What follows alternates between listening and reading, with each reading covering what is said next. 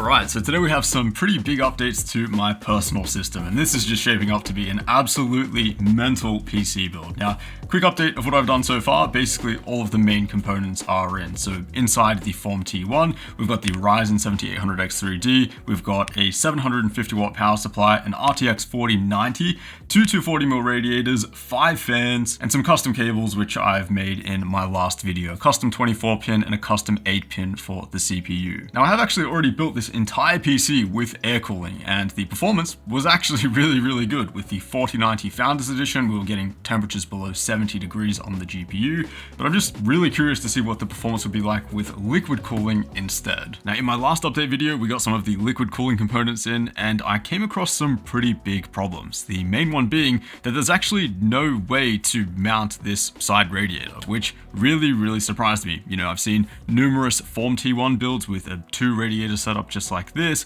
None of them actually have any proper mounting. It's just kind of like the sheer density of the build holding everything together. And I mean, I probably stared at the build for like 5 hours trying to come up with a solution for this, and I ended up getting there. I created something that looks pretty minimal and works pretty well. So basically, holding up one side of the radiator is a bunch of fittings, which allows the radiator to kind of swivel out like a hinge, and this could be for cleaning, maintenance, or just convenience. And the specific fittings that I've used here are rotary and double rotary offset fittings from EK. I'm a big fan of these fittings. Like, they're just a lifesaver for these tiny complex builds. This also, you know, pretty efficiently connects the 2 radiators together, which also means one less tubing run, which is pretty nice. I mean, trying to do a tubing run between that small gap is really not going to happen. The real issue though is the other side. You know, there's just nothing over here to hold this side up or to mount it to the case. So as usual, I turned to 3D printing. What we need is just something that holds the radiator to the case. Doesn't have to be super fancy, something strong but not too bulky, and preferably something that doesn't look super DIY.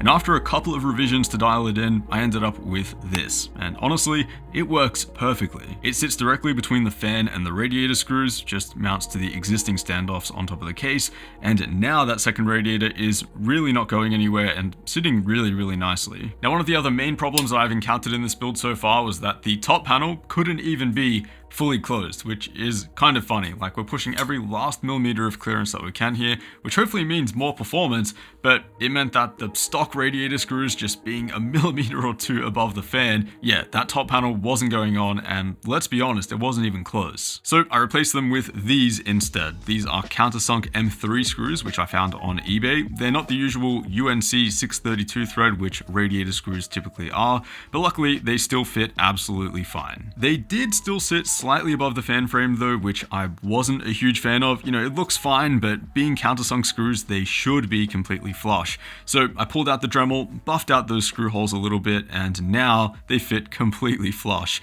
And I know they're just screws, but it's the little details like this that make this build a bit more special than usual. Now, if you think that is a bit neurotic, well, this is where the build really just dives into the deep end of OCD and became a bit out of control. So with 5 fans in this super tiny system, you're basically just looking at a bunch of cable mess. Lots of fan splitters, lots of fan extensions. I've done enough of these small form factor builds to know that that isn't something that's going to look good. So I ended up making something that I've never made for a PC build before, because honestly, I've just never really needed to. Because the density of this system is just going to be next level. There's zero room for cable management and bunching up cables, especially once we get the fittings and the tubing in there. So what I made basically is still a fan splitter, but it's just on a PCB instead. And yeah, overall pretty easy to make. The wiring diagram is very basic. I've made one channel here for the top radiator fans and a second one for the side radiator, so they each get their separate control. After the design was finished, I uploaded it to PCBWay, and a couple of weeks later, the physical product arrived. The final thing to do was just solder on some header pins, and that's it. Our custom fan splitter is complete. And the goal here was to make it look as OEM or factory as possible, almost like it came with the case itself, and the black solder mask definitely helps sell that. I messed around with the placement as well, but ultimately the spot that made the most sense was just stuck on the back of the power supply. That way the cables can be hidden but accessed really well, and it also won't get in the way of any tubing or fittings. But this is only one part of our cable management OCD adventure, because it solves the problem of not needing fan splitters, but we still have to make the individual cables. And this is a first for me as well. I've never made custom fan extensions for a PC build. Turns out it's actually not that difficult, and there result is super nice. So yeah, I mean, basically every fan cable in this build is a custom length. No extra cable slack, no bunching up or zip ties needed, which you typically would need for a PC this small.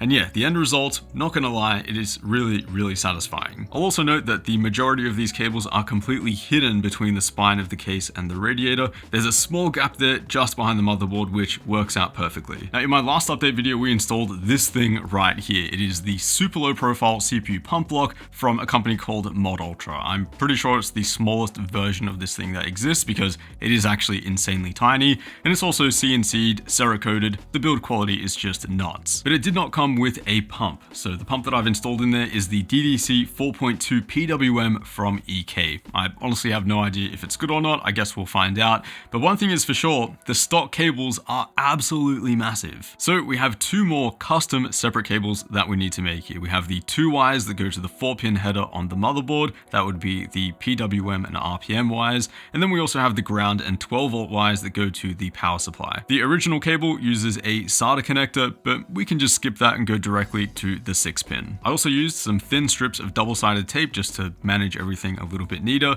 And yeah, looks basically perfect. And just as I was about to dive into the custom water cooling, the fittings, and get this thing wrapped up, I realized that the GPU cable was also too long. So this is the Mod DIY custom 16-pin for the RTX 4090. It's 40 centimeters, which for the air-cooled version of this build turned out to be absolutely perfect. But using a water block here, we have much tighter routing, and we just end up with more cable than we need. And you can probably guess where this is going. I ended up unplugging and shortening each individual wire. And yeah, I could have just ordered another cable, maybe 25 centimeters this time instead. But the thing is, each of the 8-pin connectors needs to be a different length since they each travel a different distance. And yeah, it did take some time, but the result, I mean, can you even see it? The cable is so discreet now that it just doesn't get in the way at all. Something that does get in the way though are the heat spreaders on these RAM DIMMs. These are G.Skill DDR5 Trident Z modules, and yeah, they look pretty nice, but these will actually get in the way of our tubing runs and fittings. And I'm gonna be honest, I don't actually recommend doing what I'm showing here until I can confirm that the temperatures are okay,